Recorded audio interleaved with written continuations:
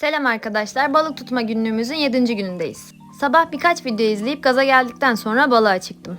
Biraz yüzüp başlarım dedim ama yüzmek daha güzel geldiği için tutamadan eve geri döndüm. Ama dayanamayıp oltacı abiye oltaları yaptırmak için yola çıktım. Oltacı abi bizden bıkmış olmalı ki dükkana kilit vurmuş. Neyse kasnağımız var deyip yola koyulduk. Uzun uğraşlar sonucu o nefret ettiğim kaya balığını bile tutamadan eve geri döndük.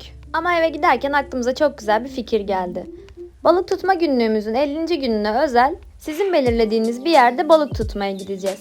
Şuraya kesin gidin, burada çok güzel balıklar tutarsınız dediğiniz bir yer varsa yorumlarda belirtirseniz çok sevinirim. Bay bay.